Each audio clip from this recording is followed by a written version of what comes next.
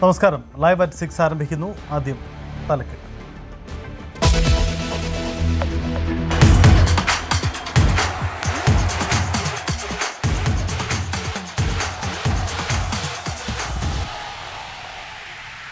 ലോകം ഫിഫ ലോകകപ്പ് ആരവത്തിലേക്ക്. ആദ്യ മത്സരം മെക്സിക്കോയും ദക്ഷിണാഫ്രിക്ക സംസ്ഥാനവും.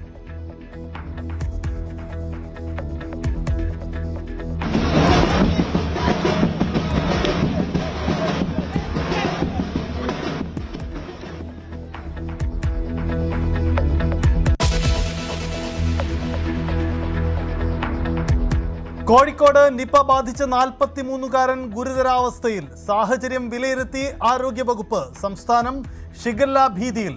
തിരുവനന്തപുരത്തും കൊല്ലത്തും രോഗം സ്ഥിരീകരിച്ചു. വയനാട്ടിൽ 8 പേർ ചികിത്സയിൽ.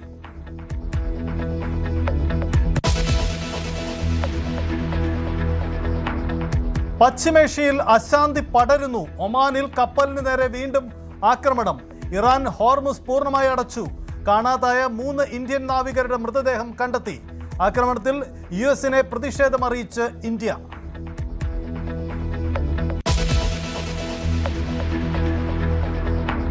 അൻസിബ ഹസനെതിരെ കടുത്ത നീക്കവുമായി അമ്മ സംഘടന. കാരണം കാണിക്കൽ നോട്ടീസ് നൽകി. സംഘടനയെ തകർക്കാൻ ശ്രമിച്ചെന്ന ആരോപണം.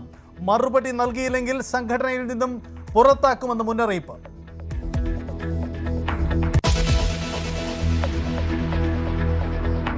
തെരഞ്ഞെടുപ്പ് തോൽവിയിൽ CPM സെക്രട്ടേറിയറ്റിന്റെ റിവ്യൂ റിപ്പോർട്ടിൽ 3 തിരുത്ത്. തളിപ്പറമ്പിൽ PK ശ്യാമളയുടെ സ്ഥാനാർത്ഥിത്വത്തിൽ വീഴ്ച. വെള്ളാപ്പള്ളിക്കെതിരെ പ്രസ്താവന നടത്തേണ്ടിയിരുന്നുവെന്നും വിമർശനം. പത്മകുമാറിനെതിരെ നടപടി ഉടൻ. നേതൃത്വത്തെ വിമർശിച്ച് TK ഗോവിന്ദനും V കുഞ്ഞികൃഷ്ണനും.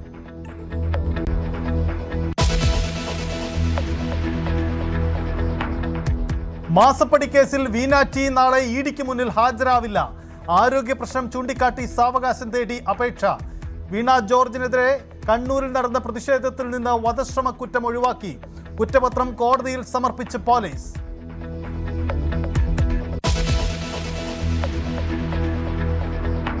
സംസ്ഥാനത്ത് കനത്ത മഴ തുടരുന്നു. കടൽക്ഷോഭത്തിന് സാധ്യത. ഇടമലക്കുടിയിൽ വീട് തകർന്നു. തിരുവനന്തപുരത്ത് 3 വീടുകളുടെ മേൽക്കൂര പറന്നുപോയി. നാളെ 6 ജില്ലകളിൽ യെല്ലോ അലർട്ട്.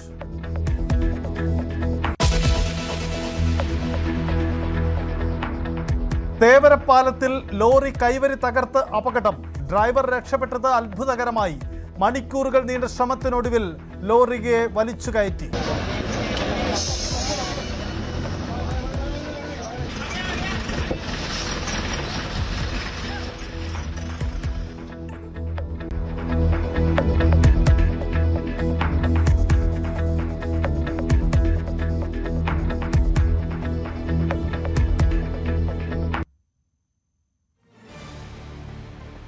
വിശദമായി കിടക്കുമ്പോൾ ലോകം ഫുട്ബോൾ ആവേശത്തിൽ.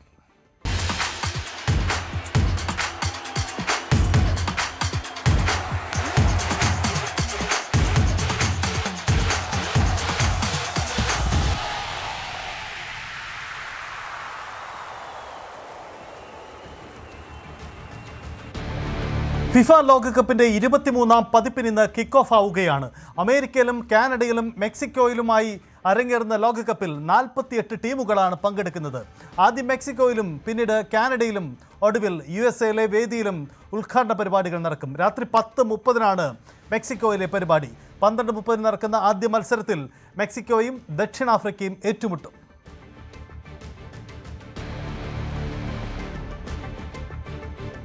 എൽദോ പോൾ പുതുശ്ശേരിയുണ്ട് സ്പോർട്സ് ഡെസ്കിൽ. എൽദോ, ലോകമെങ്ങും കാത്തിരിക്കുകയാണ് ഫുട്ബോൾ ആരവത്തിനായി. ആദ്യ മത്സരത്തിൻ്റെ പ്രത്യേകത, അതിനുമപ്പുറം അർജന്റീന അടക്കമുള്ള താര ടീമുകളുടെ ആദ്യ മത്സരം ഇന്ന് നടക്കും.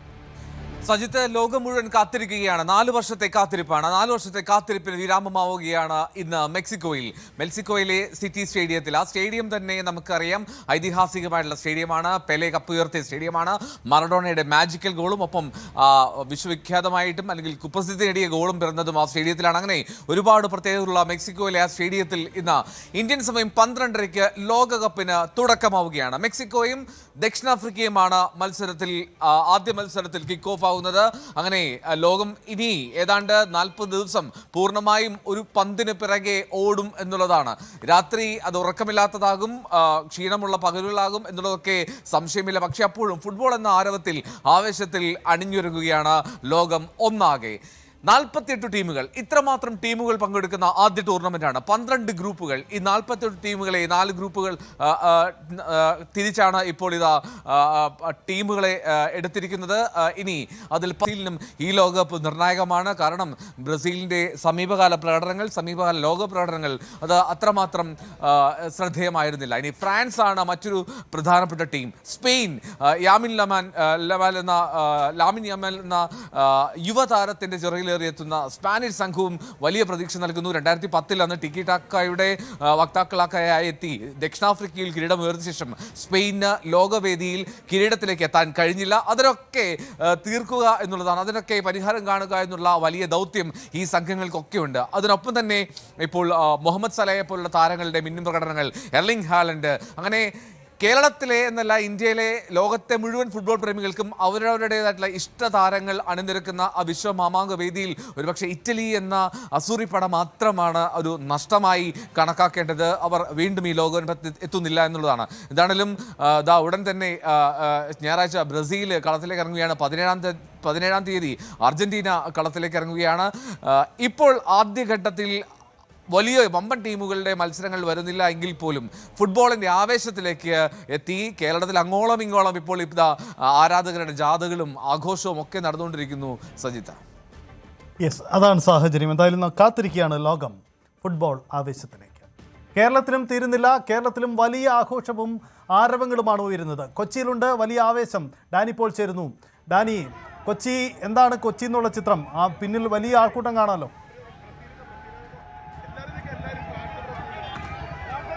സജിത്ത്, ഈ ആൾക്കൂട്ടം കുറേ നേരമായുള്ളൊരു ആരവങ്ങളാണ്. കാരണം ഇത് നമ്മളുള്ളത് എറണാകുളം കറുകപ്പള്ളി എന്ന് പറയുന്ന സ്ഥലത്താണ്.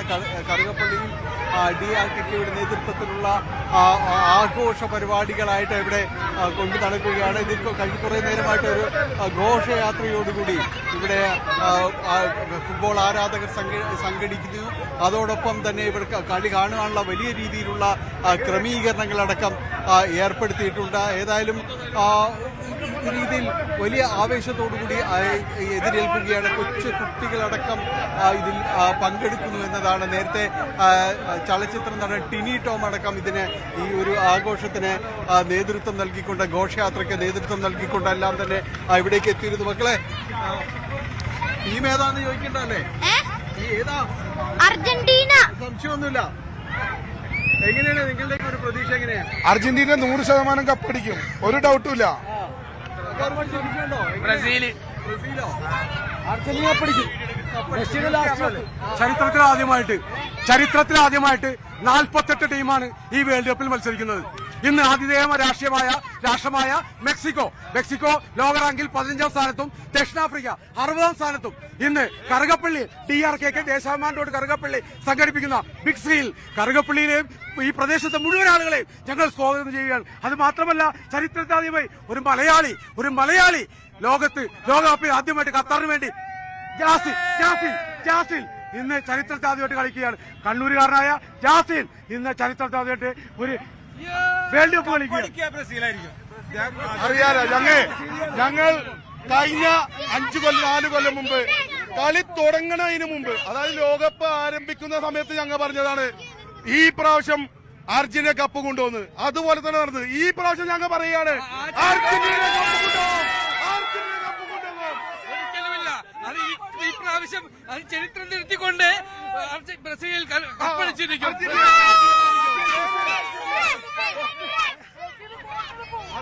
ഇവര് കുറെ അർജന്റീന ബ്രസീൽ ഫാൻസ് ഉണ്ട്. അവരെല്ലാം ഇപ്പൊ വർഷങ്ങളായിട്ട് ഇത് തന്നെ. പിന്നെ അർജന്റീന കഴിഞ്ഞ ഒരു 4 വർഷം മുമ്പ് ചക്കക്ക് ഒരു കപ്പടിച്ച്.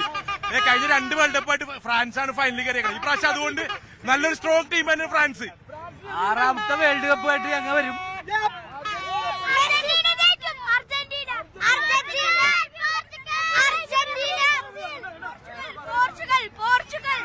ഇന്നത്തെ കപ്പ് പോർച്ചുഗൽ തൂക്കും.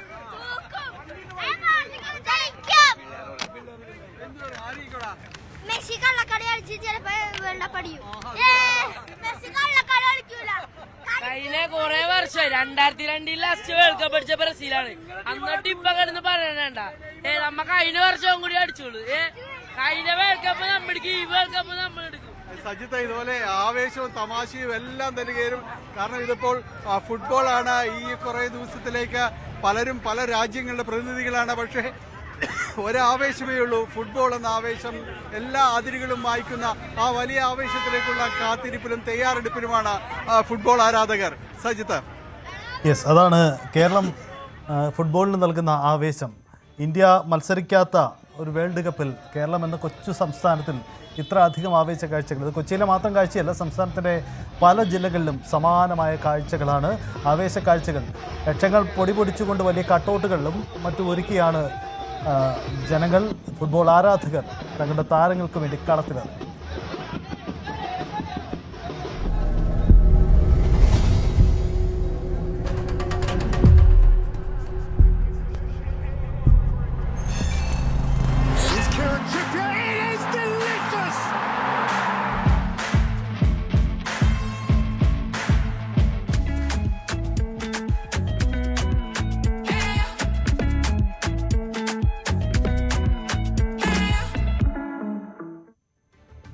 ഇടവേളയാണ്, മടങ്ങി വരാം.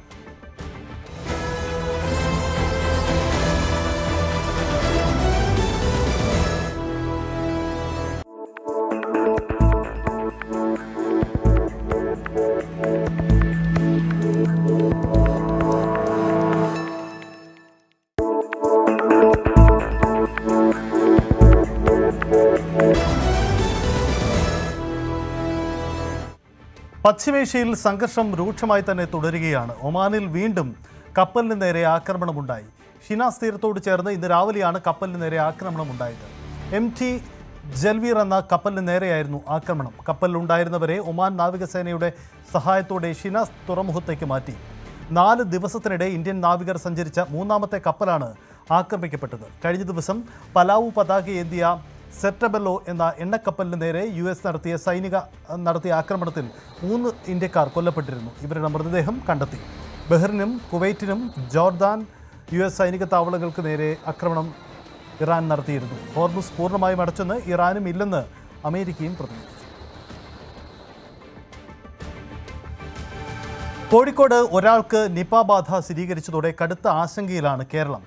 43-കാരനായ ഇയാൾ ഗുരുതരാവസ്ഥയിൽ വെന്റിലേറ്ററിൽ തുടരുകയാണ്. പൂനെ വൈറോളജി ഇൻസ്റ്റിറ്റ്യൂട്ടിലേക്ക് അയച്ച സാമ്പിളും പോസിറ്റീവാണ്. പ്രാഥമിക സമ്പർക്ക പട്ടികയിൽ വന്നവരോട് ക്വാറന്റൈനിൽ പോവാൻ നിർദ്ദേശിച്ചു കഴിഞ്ഞു.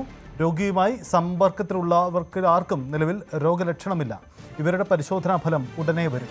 ക്ലസ്റ്ററുകളുമായി തിരിച്ച് നിരീക്ഷണം ശക്തമാക്കാനാണ് തീരുമാനം. ആശങ്കപ്പെടേണ്ട സാഹചര്യമില്ലെന്ന് ആരോഗ്യമന്ത്രിയുടെ അധ്യക്ഷതയിൽ ചേർന്ന ഉന്നതതല യോഗം വിലയിരുത്തി. നിലവിൽ 77 പേരാണുള്ളത്. അതിൽ 58 പേര് ആരോഗ്യ പ്രവർത്തകർ, 14 പേർ കുടുംബാംഗങ്ങൾ, 5 പേർ സുഹൃത്തുക്കളും സഹപ്രവർത്തകരും.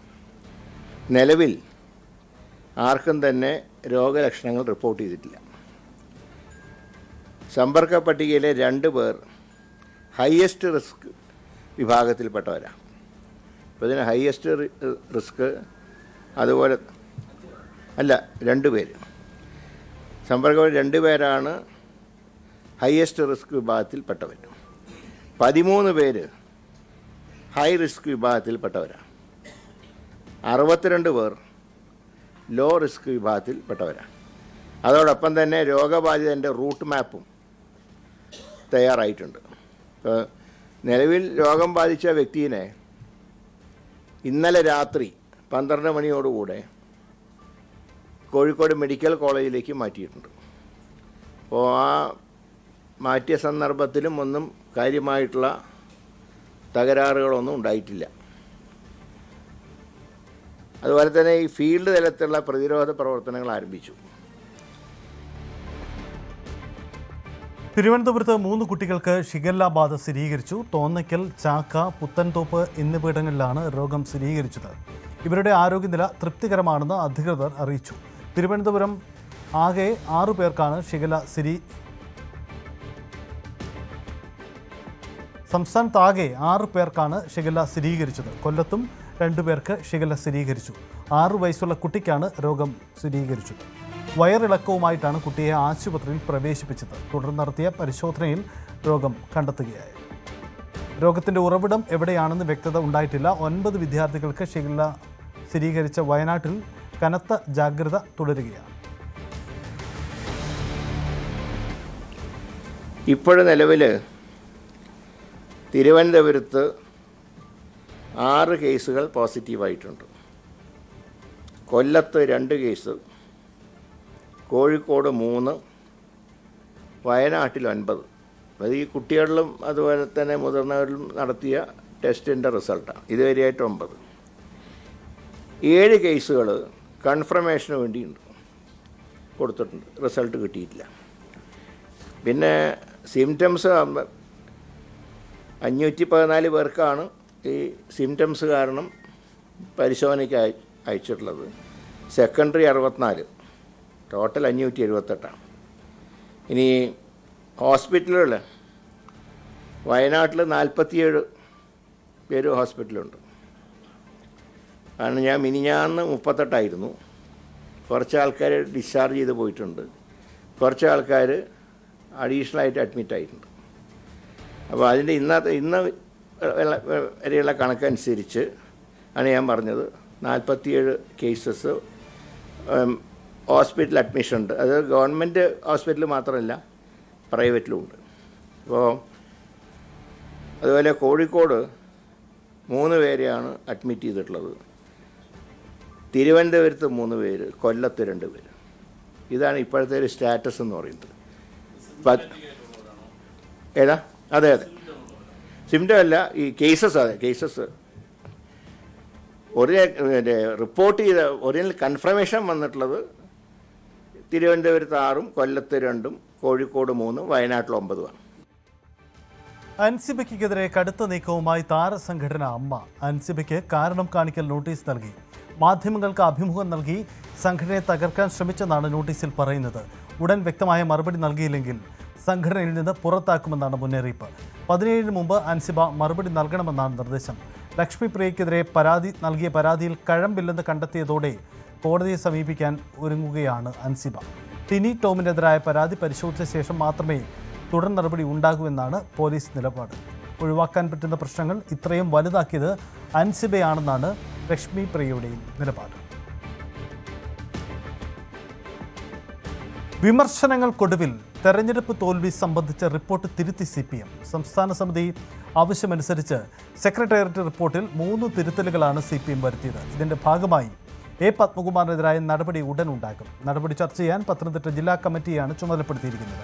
ഈ മാസം 15-നാണ് കമ്മിറ്റി ചേരുന്നത്. പത്മകുമാറിനെതിരെ നേരത്തെ പാർട്ടി പരിപാടികളിൽ നിന്നും മാറ്റി നിർത്താൻ മാത്രമായിരുന്നു നിർദ്ദേശം.